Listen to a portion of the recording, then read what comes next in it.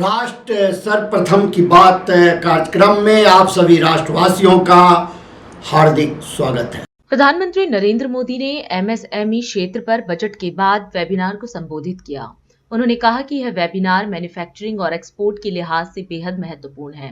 प्रधानमंत्री मोदी ने बजट को सरकार के तीसरे कार्यकाल का पहला पूर्ण बजट बताते हुए कहा कि इसमें अपेक्षाओं से अधिक डिलीवरी की गई है।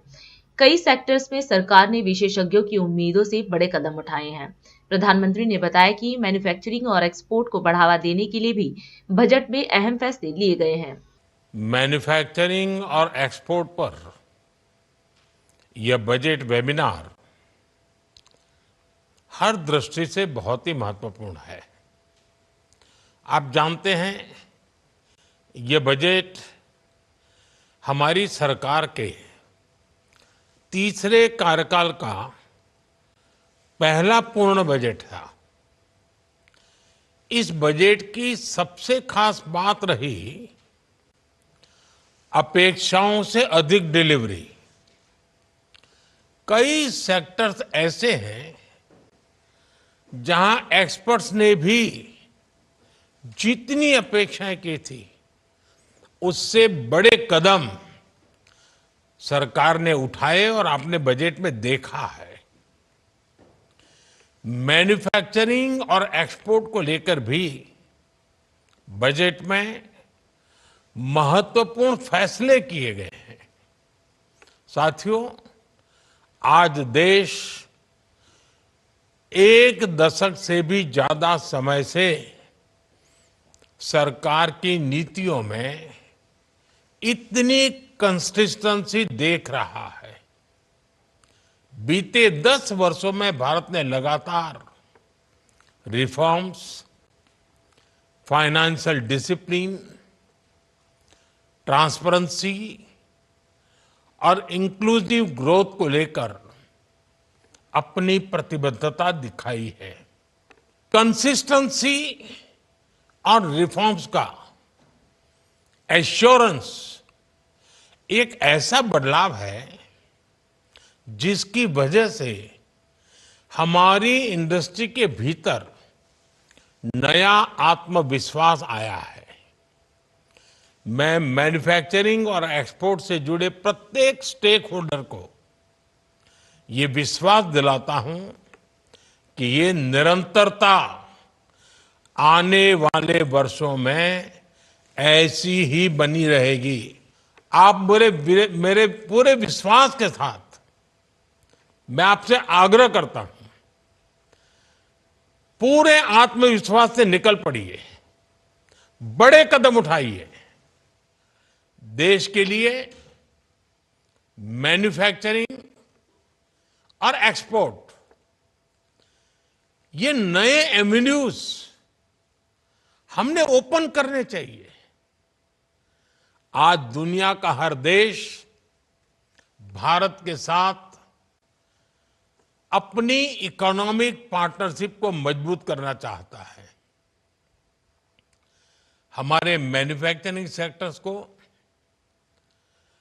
इस पार्टनरशिप का ज्यादा से ज्यादा लाभ उठाने के लिए आगे आना चाहिए। समस्त महाजन मुंबई एवं विजय वल्लभ स्मारक जीटी करनाल रोड द्वारा एक महत्वपूर्ण पहल की गई है, जिसके अंतर्गत केशवपुरम जोन दिल्ली नगर निगम में घायल या बीमार पशु पक्षियों के त्वरित इलाज हेतु एम्बुलेंस सेवा शुरू की गई है। वर्तमान में प्रतिदिन सड़क दुर्घटनाओं या अन्य कारणों से अनेक पशु एवं पक्षी घायल हो जाते हैं, परंतु समय पर चिकित्सा सुविधा उपलब्ध न होने के कारण वे असहाय स्थिति में रहते हैं। इसे ध्यान में रखते हुए समस्त महाजन व विजय वल्लभ स्मारक ने यह निर्णय लिया है कि उनकी ओर से विशेष एम्बुलेंस सेवा उपलब्ध कराई जाएगी, जिसमें 2 डॉक्टर, 2 सहायक, आवश्यक दवाइयां एवं अन्य चिकित्सा सुविधाएं रहेंगी। इस सेवा के अंतर्गत जनता को 2 हेल्पलाइन नंबर उपलब्ध कराए गए हैं, जिन पर संपर्क करने पर एम्बुलेंस तुरंत मौके पर पहुंचेगी और घायल पशु पक्षी को प्राथमिक उपचार दिया जाएगा। यदि आवश्यक हुआ तो उन्हें उचित पशु अस्पताल में भर्ती कराया जाएगा।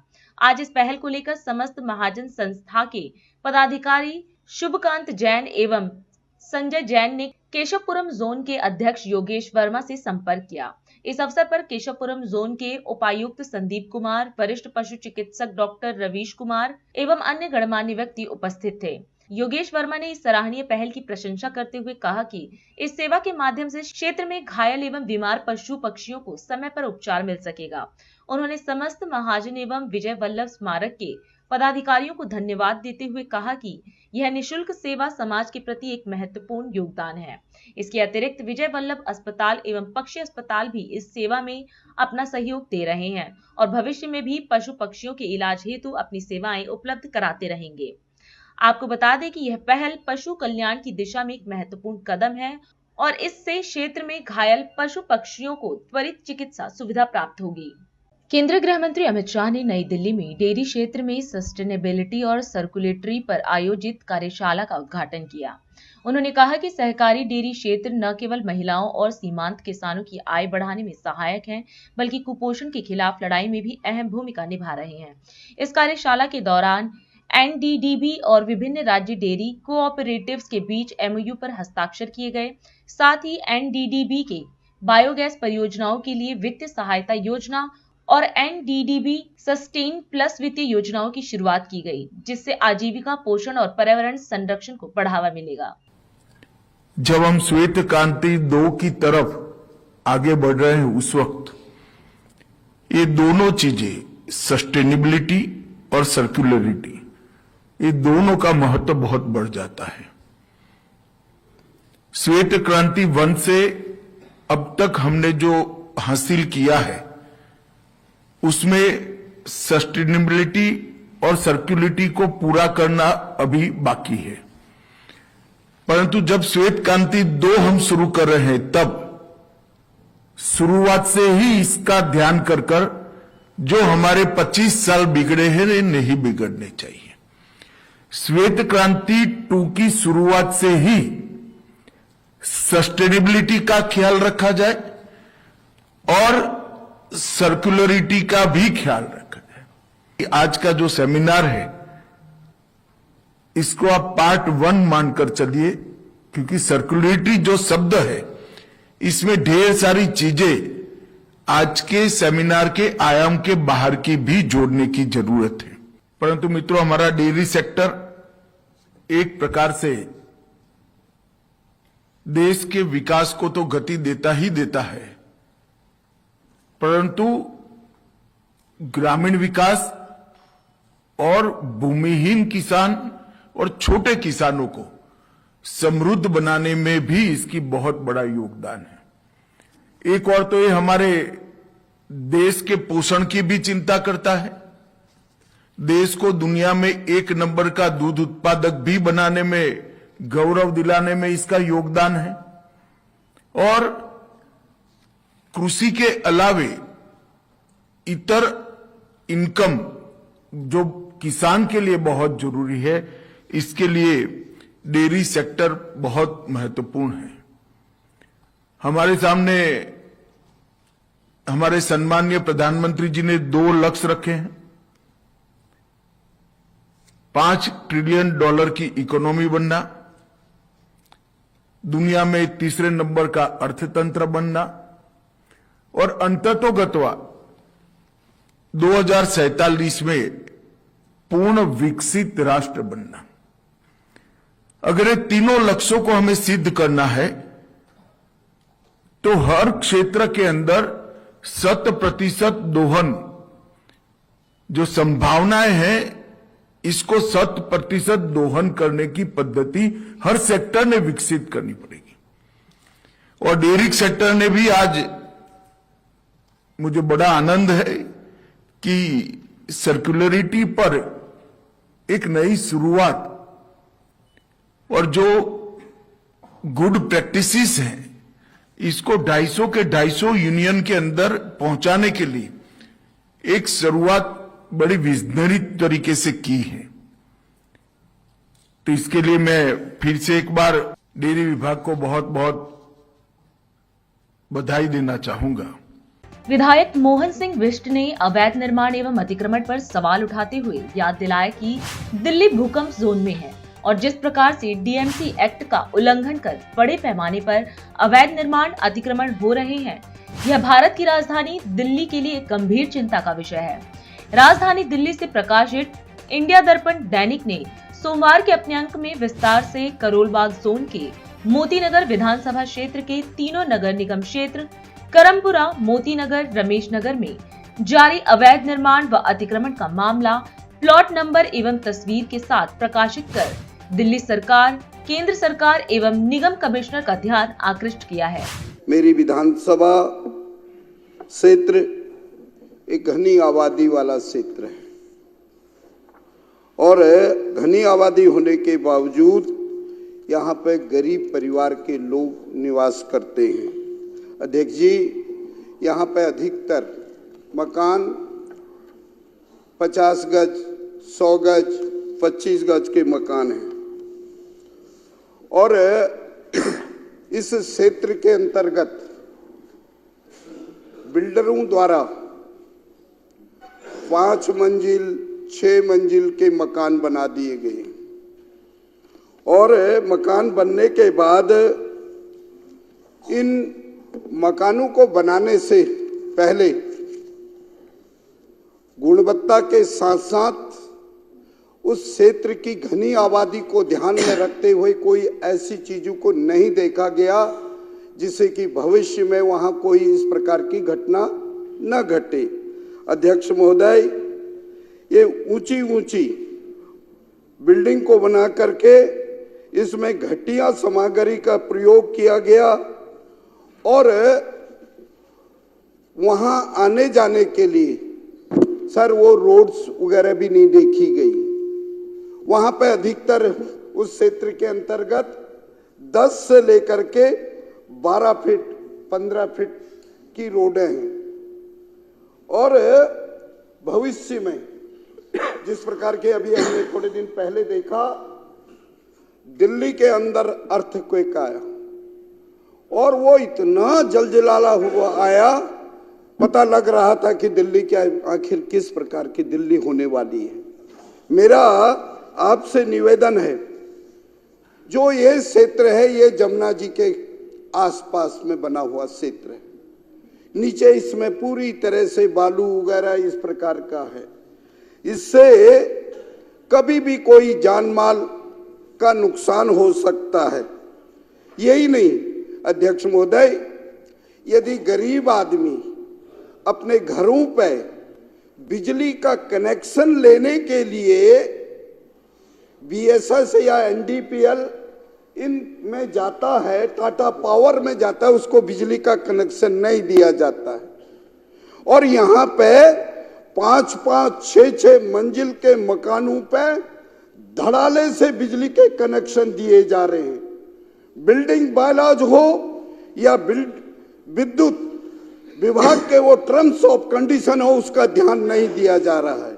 अध्यक्ष महोदय, मेरा आपके माध्यम से करबद्ध प्रार्थना है कि इस बिल्डिंग बायलॉज को देखते हुए जो बहुमंजिली इमारतें बनाई गई हैं, इन इमारतों पर कार्रवाई होनी चाहिए। भविष्य में कभी ऐसा ना हो दिल्ली के अंदर ऐसा भूकंप आए, जान माल का नुकसान ना हो जाए। ये आपके चेयर के माध्यम से मैं निवेदन करना चाहता हूं। एमसीडी को निर्देश दें कि इस प्रकार की बिल्डिंगों का तुरंत उनको जांच जाए, परखा जाए। यही नहीं अध्यक्ष महोदय, इस प्रकार की बिल्डिंगों के अंदर निश्चित रूप से अभी से कार्रवाई होनी चाहिए। माननीय अध्यक्ष जी, उपरोक्त स्थिति को देखते हुए इसकी उच्च स्तरीय जांच और अवैध रूप से जो बिल्डिंग बनाई गई हैं उनके खिलाफ कार्रवाई करने की कृपा की जाए। मैं तथा मेरे क्षेत्र के लोग सदा आपके आभारी रहेंगे। सह धन्यवाद। सरस्वती गार्डन हेडक्वार पार्क मोतीनगर विधानसभा क्षेत्र में कई वर्षों से महेंद्र बहल जी के नेतृत्व में सदैव युवा व निरोग बने रहो कार्यक्रम हंसो और हंसाओ चलाया जा रहा है। All India S&M newspaper federation के दिल्ली प्रदेश अध्यक्ष, नेशनल टीवी चैनल SD संगम के दिल्ली स्टेट न्यूज हेड, संपादक इंडिया दर्पण दैनिक, मदर इंडिया पत्रिका, DID news chief Lalit Suman ji ने महेंद्र बहल के इस सकारात्मक प्रयास के लिए राष्ट्र सर्वप्रथम वंदे मातरम जाग उठा है भारत कार्यक्रम में 9 अगस्त को भारत माता प्रदान कर सम्मानित करने का निश्चय किया है। इस अवसर पर तिरंगा यात्रा भी जहां निकाली जाती रही है, वहीं देश की आजादी के लिए बलिदान देने वाले वीर बलिदानियों के वंशजों को भी संपूर्ण राष्ट्र से आमंत्रित कर रमेश नगर शहीद स्मारक, प्राचीन सूर्य मंदिर, श्री शिवनाथ योगाश्रम, मोतीनाथ संस्कृत कॉलेज के प्रांगण में सम्मानित करने का कार्य किया जाता रहा है, जिसमें सांसद, विधायक, निगम पार्षद, SHO, मीडिया कर्मी, विभिन्न सामाजिक, धार्मिक, व्यावसायिक, औद्योगिक क्षेत्रों के गणमान्य हस्ती अपनी उपस्थिति दर्ज कराते रहे हैं। अभी समय है एक ब्रेक का, हम चलते हैं ब्रेक पर, आप कहीं जाए नहीं, छोटा सा break. Shreya Furnishing, a unit of Nirmals, wishes you a happy Holi, celebrating the festival of colors with our exclusive home collection featuring premium upholstered fabric, vibrant designer curtains, prismatic home and office decor, carpet and sofa covers, all at unbeatable prices. Visit our website shreyafurnishing.com or our exclusive showroom 1/88 WHS Timber Market, Kirti Nagar, New Delhi 15. Kamal Buildtech Private Limited wishes you a happy Holi, fulfilling promises with excellence. With our professional team and years of experience in delivering successful projects, we guarantee you peace of mind and top quality work at an affordable price. For more details, visit our website www.kamalbuildtech.com. Visit us F29 Central Market, Kirti Nagar, New Delhi 15. Holi के शुभ अवसर पर national TV channel एवं DID news में मात्र 7,000 में एक साथ विज्ञापन देने का मौका। इसके साथ ही national TV channel, DID news, India Darpan, दैनिक, मदर इंडिया मैगजीन में एक साथ विज्ञापन देना चाहते हैं? पूरा पैकेज होली स्पेशल मात्र 25,000 में छपवा सकते हैं। विज्ञापन बुकिंग के लिए अभी कॉल करें 9910886465 पर। और अधिक खबरों के लिए आप हमारे YouTube चैनल दैनिक इंडिया दर्पण को अभी सब्सक्राइब करें और नोटिफिकेशन के लिए बेल आइकन को प्रेस करना ना भूलें।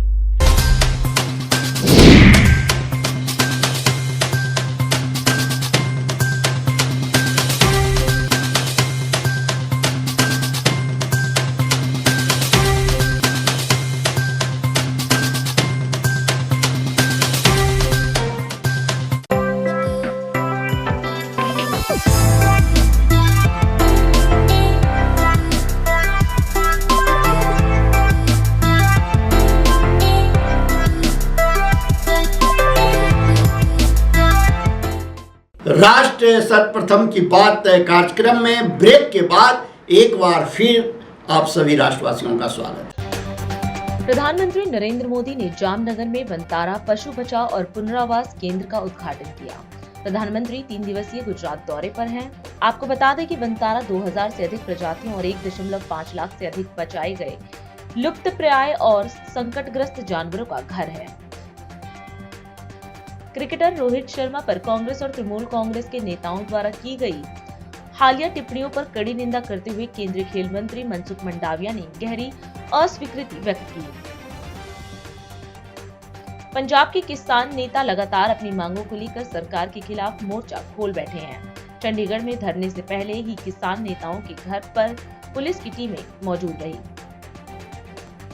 उत्तर प्रदेश के मुख्यमंत्री योगी आदित्यनाथ ने अंसल ग्रुप के खिलाफ एक बड़ा एक्शन लेने का निर्णय किया। महाराष्ट्र के कैबिनेट मंत्री धनंजय मुंडे ने अपने पद से इस्तीफा दे दिया है। कैबिनेट मंत्री धनंजय मुंडे को इस्तीफा देने के लिए कुछ समय पहले ही मुख्यमंत्री देवेंद्र फडणवीस ने कहा था। शिवसेना के राज्यसभा सदस्य संजय राउत ने कहा कि महाराष्ट्र के मुख्यमंत्री देवेंद्र फडणवीस को सरपंच संतोष देशमुख की हत्या के 24 घंटे के भीतर ही धनंजय मुंडे से इस्तीफा मांग लेना चाहिए था। तमिलनाडु के मुख्यमंत्री M.K. स्टालिन ने कथित तौर पर हिंदी थोपने को लेकर भारतीय जनता पार्टी नित केंद्र सरकार पर निशाना साधते हुए आश्चर्य जताया कि केंद्र सरकार ने उत्तर भारत के राज्यों के लोगों को तमिल या अन्य दक्षिणी भारतीय भाषाएं सिखाने के लिए संस्थान स्थापित करने में मदद क्यों नहीं की। दिल्ली उच्च न्यायालय ने जामिया मिलिया इस्लामिया के कई छात्रों के निलंबन पर रोक लगा दी है, जो बिना पूर्व अनुमति के परिसर में विरोध कर रहे थे। मुगल शासक औरंगजेब को अच्छा प्रशासक बताकर बड़ा विवाद खड़ा करने के बाद समाजवादी पार्टी विधायक अबू आजमी ने अपना बयान वापस लेते हुए कहा कि वह चाहते हैं कि इस मुद्दे को शांत कर दिया जाए।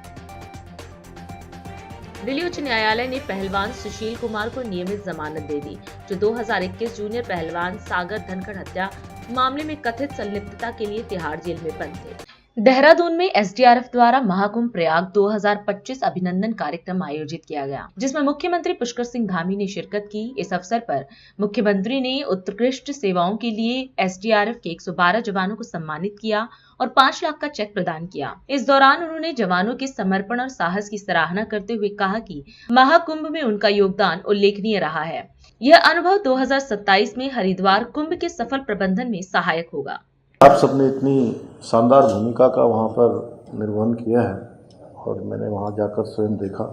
बहुत ही परिश्रम, बहुत अच्छा स्किल और बहुत संवेदनशीलता से आपने अपनी ड्यूटी वहाँ पर निभाई और ड्यूटी के साथ साथ ड्यूटी करने के अतिरिक्त जो अतिरिक्त संवेदनशीलता से आपने काम किया।